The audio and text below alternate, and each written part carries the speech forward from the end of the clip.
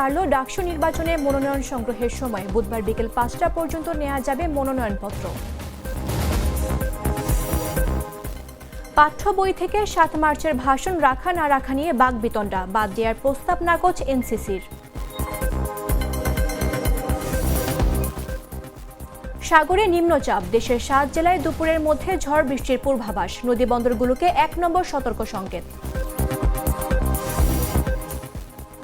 Putin ও জেলেনস্কির মধ্যে বৈঠক আয়োজনে কাজ শুরু করেছেন ট্রাম্প। মার্কিন প্রেসিডেন্টের প্রশংসা করলেন জেলেনস্কি। এবং এলেক্স মার্শালের সঙ্গে 1 বছরের জন্য চুক্তি বিসিবির, আজ দুপুরে দেবেন প্রেজেন্টেশন।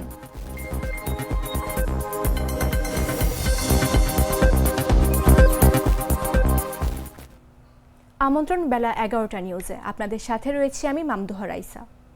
লাল সরিষার দানা থেকে তৈরি হয় প্রাণ সরিষার তেল, আসল ঝাঁঝে আসল স্বাদে। ঢাকা বিশ্ববিদ্যালয়ে কেন্দ্রীয় ছাত্র সংসদ ও হল সংসদ নির্বাচনে মনোনয়নপত্র সংগ্রহের সময়সীমা আরও একদিন বাড়িয়েছে নির্বাচন কমিশন। সোমবার ডাকসু নির্বাচনের চিফ রিটার্নিং কর্মকর্তা ডক্টর মোহাম্মদ জসিমউদ্দিনের সই করা এক সংবাদ বিবৃতিতে এ তথ্য জানানো হয়েছে।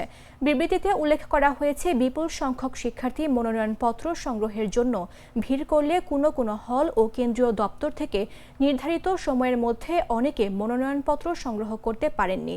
এই অবস্থায় গণতান্ত্রিক অধিকার চর্চার সুযোগ সবার জন্য সমান ও সমুন্নত রাখার তাগিদে মনোনয়নপত্র দাখিল ও জমাদানের সময় একদিন করে বাড়িয়ে যথাক্রমে 19 আগস্ট মঙ্গলবার বিকেল 5টা এবং বুধবার বিকেল 5টা করা হয়েছে।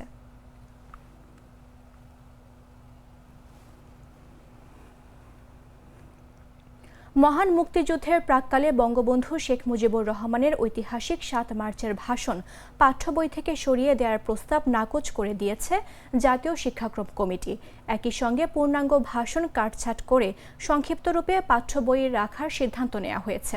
এ সংক্রান্ত বিষয়ে আয়োজিত সভায় 7 মার্চের ভাষণ রাখা না রাখা নিয়ে কিছুটা বাকবিতণ্ডাও হয়েছে। সোমবার রাজধানীর মতিঝিলে জাতীয় শিক্ষাক্রম ও পাঠ্যপুস্তক বোর্ডের কার্যালয়ে 2026 শিক্ষাবর্ষের 6ষ্ঠ থেকে দ্বাদশ শ্রেণীর পরিমার্জিত পাঠ্যপুস্তক অনুমোদন সংক্রান্ত সভায় এ সিদ্ধান্ত হয়।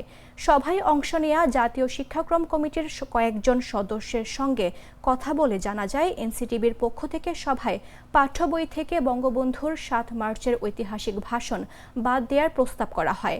মাধ্যমিক ও উচ্চ মাধ্যমিক অধিদপ্তরের অধীন পুস্তক পর্যালোচনার জড়িত শ্রেণী শিক্ষকরাও বই থেকে এ ভাষণ বাদ দেওয়ার প্রস্তাব করেন। তবে সভায় উপস্থিত শিক্ষা প্রশাসনের বেশ কয়েকজন কর্মকর্তা 7 মার্চের ভাষণ বাদ দেওয়ার বিপক্ষে অবস্থান নেন। একই সঙ্গে তারা ভাষণ রেখে সংক্ষিপ্ত করার পক্ষে মতামত দেন। এ নিয়ে সভায় কিছুটা বাকবিতণ্ডাও হয়। তবে শেষ পর্যন্ত আলোচনার মাধ্যমে ভাষণ রাখার সিদ্ধান্ত চূড়ান্ত করা হয়।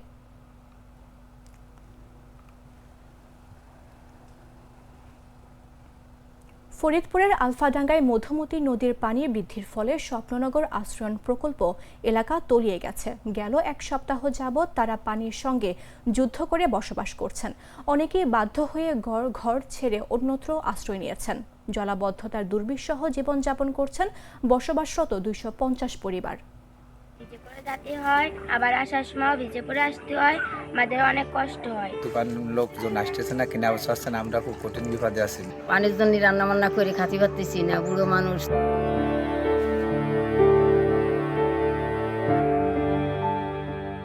ফরিদপুরের আলফাডাঙ্গায় মধুমতি নদীর পানি বৃদ্ধির ফলে স্বপ্ননগর আশ্রয়ণ প্রকল্প এলাকা তলিয়ে গেছে। আশ্রয়ণ প্রকল্প এলাকার স্বপ্ননগরে এখন হাঁটু পর্যন্ত পানি। এমন জলাবদ্ধতায় দুর্বিষহ জীবনযাপন করছেন বসবাসরত 250 পরিবার। গত 1 সপ্তাহ যাবৎ তারা পানির সঙ্গে যুদ্ধ করে বসবাস করছেন। অনেকেই বাধ্য হয়ে ঘর ছেড়ে অন্যত্র আশ্রয় নিয়েছেন। এখন মাজা পর্যন্ত পানি উঠে গেছে, ঘরে থাকতে ঋণে রাস্তায় রয়েছি। সারাদিন রাস্তায় থাই, রাস্তায়তে ইশারা জানের সময় ঘরে যাই, ঘরে যাই তারপরে খাটের ঘর বসে ইটির উপরে কোনো রকমে দুটি রাইন্দে খাই। খোঁজ নিয়ে জানা গেছে 2020-21 অর্থ বছরে সরকারের আশ্রয়ণ 2 প্রকল্পের মাধ্যমে উপজেলার গোপালপুর ইউনিয়নের চর কাতলাসুর গ্রামে ৩৩ একর জমির ওপর নির্মাণ করা হয় স্বপ্ননগর নামে একটি আবাসন এলাকা। এখানে ২৫০টি ঘর নির্মাণ করা হয়। ভূমিহীন পরিবারগুলোর ঠাঁই দেওয়া হয় এলাকাটিতে।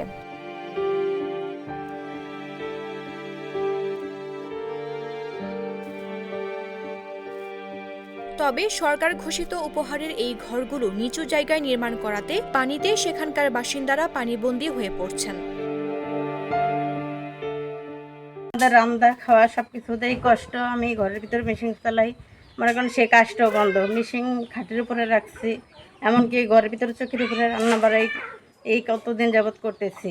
বাজার ঘাটও করতে পারতেছি না, ঘরের ভিতরেই মানে কোনো রকম আমাদের শুকনো খাবার খাইয়েই দিন যাচ্ছে। স্থানীয়দের অভিযোগ যে জায়গায় স্বপ্ননগর আশ্রয়ণ প্রকল্পের ঘরগুলো নির্মাণ করা হয়েছে সেখানে গত ১৫ বছর পূর্বে মধুমতি নদীর পানি প্রবাহ ছিল। পরবর্তীতে সেখানে চর জেগে উঠেছে। সেই জেগে ওঠা চরের মধ্যেই অপরিকল্পিতভাবে গড়ে উঠেছে আশ্রয়ণ প্রকল্পের ২৫০টি ঘর। দেশের ৭ জেলার উপর দিয়ে সর্বোচ্চ ৬০ কিলোমিটার বেগে ঝড় ও বজ্রসহ বৃষ্টির সতর্কবার্তা দিয়েছে আবহাওয়া অফিস। মঙ্গলবার দুপুর ১টা পর্যন্ত দেশের অভ্যন্তরীণ নদীবন্দরগুলোর জন্য দেয়া এক সতর্কবার্তায় এ তথ্য জানানো হয়েছে। আবহাওয়াবিদ হাফিজুর রহমানের স্বাক্ষর করা বিজ্ঞপ্তিতে বলা হয়, খুলনা, বরিশাল, পটুয়াখালী, নোয়াখালী, কুমিল্লা, চট্টগ্রাম এবং কক্সবাজার জেলার উপর দিয়ে দক্ষিণ অথবা দক্ষিণ পূর্ব দিক থেকে ঘন্টায় ৪৫ থেকে ৬০ কিলোমিটার বেগে অস্থায়ীভাবে দমকা অথবা ঝড়ো হাওয়া বয়ে যেতে পারে। সেই সঙ্গে বৃষ্টি অথবা বজ্রসহ বৃষ্টি হতে পারে। তাই এসব এলাকার নদীবন্দরগুলোকে ১ নম্বর সতর্ক সংকেত দেখাতে বলা হয়েছে।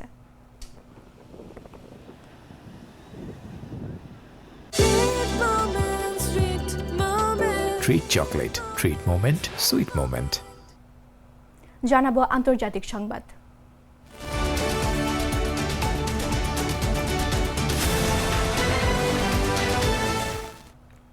মার্কিন প্রেসিডেন্ট ডোনাল্ড ট্রাম্প বলেছেন তিনি ইউক্রেনের প্রেসিডেন্ট ভ্লাদিমির জেলেনস্কি এবং রাশিয়ার প্রেসিডেন্ট ভ্লাদিমির পুতিনের মধ্যে একটি শীর্ষ সম্মেলনের আয়োজন শুরু করেছেন। সোমবার হোয়াইট হাউসে জেলেনস্কি এবং ইউরোপীয় নেতাদের সাথে আলোচনার পর এই কথা জানান মার্কিন প্রেসিডেন্ট। ট্রাম্প বলেন, হোয়াইট হাউসে ইউরোপীয় এবং ইউক্রেনের জেলেনস্কির সাথে খুব ভালো বৈঠকের পর তিনি পুতিনের সাথে ফোনে কথা বলেছেন। বৈঠকে যা আলোচনা হয়েছে সে সম্পর্কে পুতিনকে অবহিত করেছেন বলেও জানান ট্রাম্প।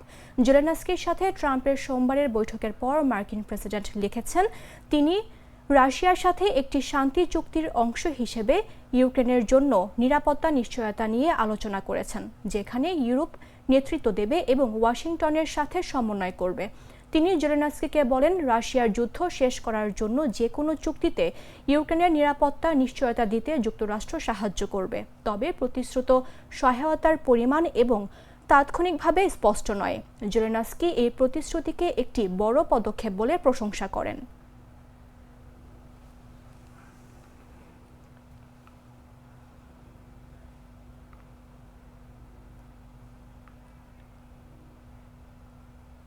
সংবাদ শেষ করব খেলার খবর জানিয়ে।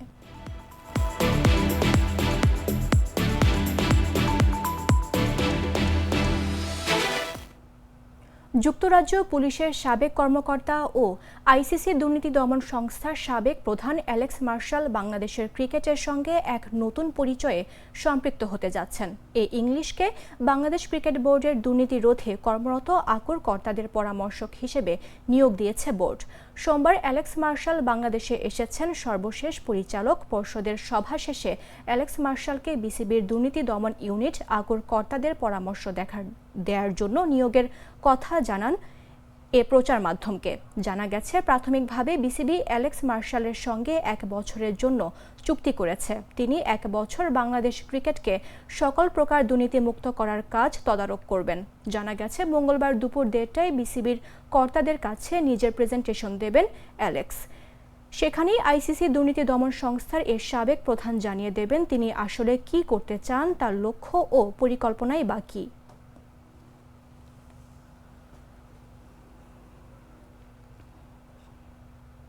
সংবাদ শেষ করার পূর্বে শিরোনামগুলো জানিয়ে দিচ্ছি আরও একবার।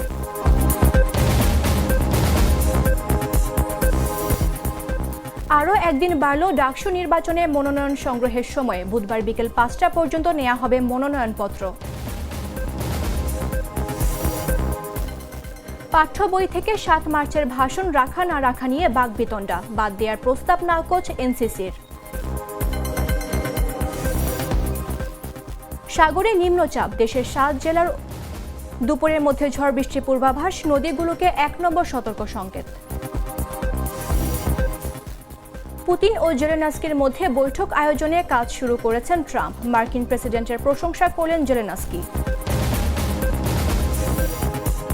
এবং অ্যালেক্স মার্শালের সঙ্গে 1 বছরের জন্য চুক্তি বিসিবির। আজ দুপুরে দেবেন প্রেজেন্টেশন।